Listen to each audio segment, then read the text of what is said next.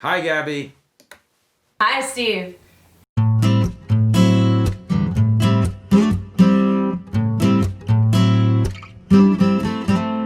So, I'm very happy to have with me today Gabby of Go Natural English because very often we talk about learning languages other than English. Although English, of course, is the language that is the most widely studied in the world. And in fact, many of my viewers, I know many of you out there, that you like to listen to me speak English. You can even import from YouTube, study it on link if you want, and it's just content for learning English. But I want to, because Gabby, in fact, I'll let Gabby introduce herself and then I have some questions. Perfect. Well, it's a pleasure to be here. Thank you so much for having me. And I love your channel. I love how you help people to learn all languages. And yes, Go Natural English is to help people learn English specifically, although we talk about language learning in general as well. So Go Natural English is a YouTube channel and a website and a premium course that I started in 2011, so several years ago, when I was teaching English in Japan in an American corporation in Japan, just after I'd finished my master's in TESOL. And it came out of my desire to help my students learn more. They were having some problems learning from old textbooks and kind of old teaching methods, and I wanted to help them more with the conversational English that they want and need for work.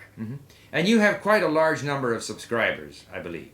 Oh, yes, almost 2 million. Almost. So Wow. if you want to come over and subscribe and help us get there, that would be Please great. do so. We will leave a link in the description box.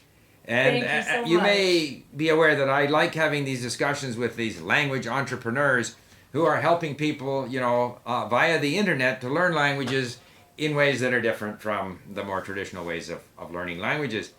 So, English. Now, you know, people learning other languages, typically they're attracted by the culture, Korean drama, or, they want to travel to South America or Italy or, Japan or anime.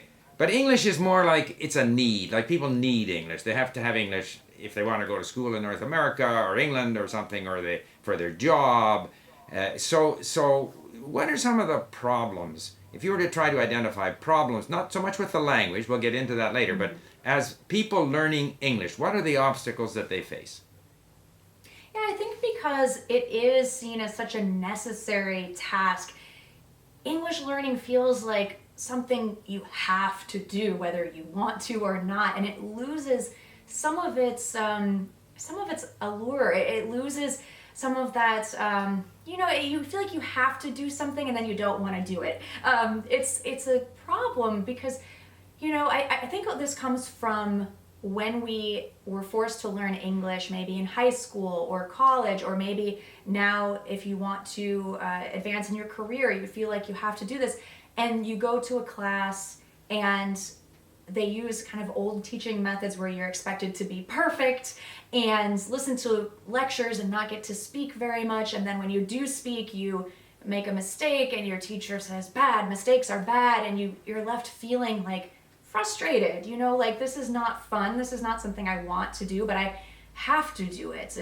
It's not fun anymore, and that's, I think, a big problem in English learning in general, maybe language learning, maybe for other languages as well. I mean, I remember when I was learning Spanish in college, and I felt similar, that I couldn't make a mistake, I couldn't try new vocabulary words to see how they might work in conversation, because my teacher might say, well, that's not right. And I encourage English learners and language learners to make more mistakes, because that's how we learn. But to answer your question, I think it's a kind of a challenge or a problem that we're starting from this mindset of, oh, English is something I have to do and don't really want to. And where's our motivation then? Our motivation is lacking in that situation. It's a bit like if I think of school children in Canada who have to learn French and they don't really need the French to communicate. So if you live in Japan, you don't really need the English that much, even though your employer wants you to have a score on TOEIC or whatever.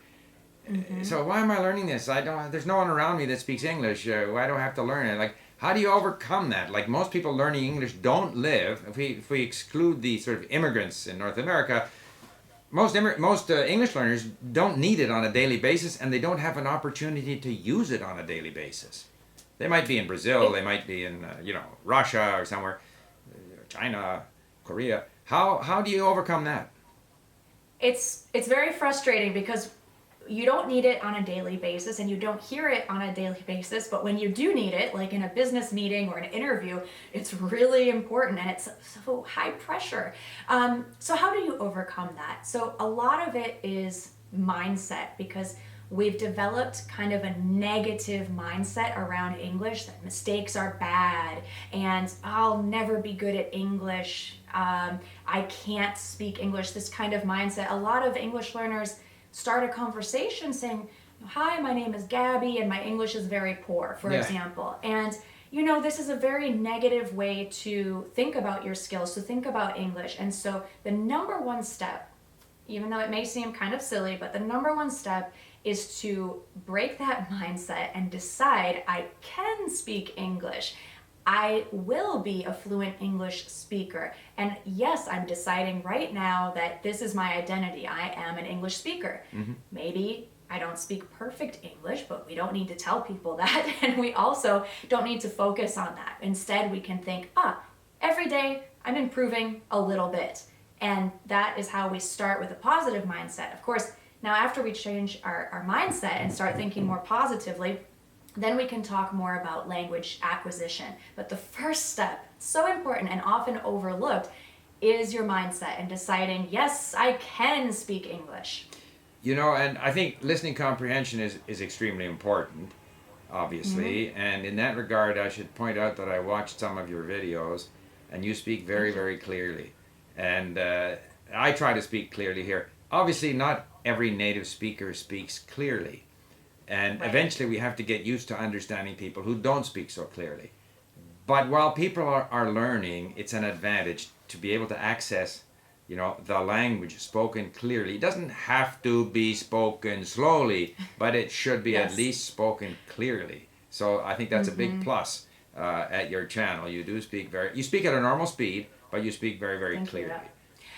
I'm glad you said that, because a lot of people ask me in the comments, are you speaking slowly? Is this normal? So I'm speaking clearly. I'm speaking in a professional way that I might make a presentation in. No, I'm not speaking in a super fast way I might with someone I'm very close to, like when I'm hanging out with my friends and joking around. But yeah, it is normal. So I'm glad you said that. Yeah, no, that's good. Before we go to the sort of specific difficulties of the English language, and they are many, starting with the spelling, but are there any particular tips? Okay, have a positive attitude, believe you can do it. These are things that I say quite often, and I totally agree with. It's amazing how the brain, our emotional state can influence our success. But are there specific tricks or tips that you like to give your English learners? Yes, so I have a 5-step process. The first step is to decide that you can, the mindset. And then the second is to make sure you're getting a lot of input, meaning you are consuming English, you're listening to English, you're watching shows with English, maybe you're watching this interview in English, for example. It could be a number of different things, but make sure that you have input, and it should be at an appropriate level. So if you're an intermediate English learner, it's fine to start listening to native speaker content. After listening, we want to copy what we're hearing and use it. So practice and really do this as soon as you can. So not necessarily speaking quickly, but as soon as you start listening to more English, start saying what you're hearing out loud. It's called shadowing. So you can select a phrase that you like and start repeating that to yourself. You don't need to have another person in front of you to start speaking. You can just talk to yourself. So practice. Okay, so we have the mindset, we have the input, we have practice. The fourth step is it is important to get feedback on your English. This could be talking to someone else and seeing if they understand you. And if you see this glazed over look in their eyes like I have no idea what you're saying, well, okay, then you go from there. It could be, even talking to something electronic like Siri or Google Voice or something, see if it understands you in English. It could be working with a teacher or a tutor and getting feedback and corrections. That is really important to see where you're making mistakes. I will mention also you could record yourself. I get really excited about this step. There's a lot of ways to get feedback, listening to yourself on your recording. The fifth step is repeat all of the previous steps. So it's important with your mindset. Every day, remind yourself, I can do this. It's not something you just do once. It's really important to continue and repeat this whole process. Mm-hmm. I agree with you too about hearing yourself, because I think a lot of our mistakes, we find them ourselves. In a way, we don't need to have them pointed out. If we listen to ourselves, we'll see where we make mistakes. Every time I make a video in another language and I watch that video, I see my mistakes. Not that I will then correct them, unfortunately. I'm condemned to make that same mistake a few more times before I manage to avoid it. Okay, let's talk a bit about English. What are the big problems? What, if people come to you and say, look, I'm having trouble with this aspect of English or that aspect of English, is there a sort of a list of the most common problems people have with English? Yeah, I get a lot of the same questions over and over. So one that's really interesting is about the TH sound in English, which I thought it was just in English, but I guess it's in some other languages. But you have two TH sounds, the th and the th, and a lot of English learners ask me about how to make this sound, or they say it's very difficult to make this sound. But it's interesting that this is a question I get asked a lot, because it's not necessarily super important to make this sound perfectly in order to be understood. So it's kind of a nice thing to have in your toolbox to sound more like a native speaker, but it's not the most important thing. Another question I get asked a lot is, how can I make longer sentences, more complex sentences? And I guess we're thinking, okay, this means I'm more advanced if I can make long sentences, but it's, again, not necessarily a good thing, because sometimes when you have these long, drawn-out, run-on sentences, it's not clear at all what you're saying, right? It's kind of funny. It's not necessarily better communication to make a longer sentence.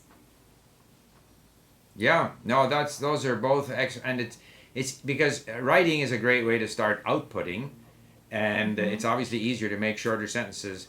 And I think people tend to overuse the sort of and or whatever connector, and they end up with a great long sentence, and they'd be better off each little thought, stop, starting the sentence, stop.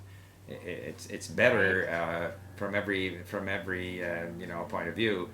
So that's good. So English is a little different from learning these other languages, because it's perceived as more of a necessity rather than a romantic adventure. And you're there to help people, so we're leaving a link in the description box. This discussion too, I think we'll make it available as a lesson at link, or if not, people can go to YouTube, and with the browser extension we have, you can bring that in as a lesson in link. And certainly Gabby speaks very clearly. I like to think I speak clearly, so it could be a good place for people to practice their listening comprehension. So thank you very much, Gabby, and congratulations on getting close to 2 million subscribers. It might take me a while to get there, but that's a great achievement. Thank you very much. Thank you so much, Steve. Thank you.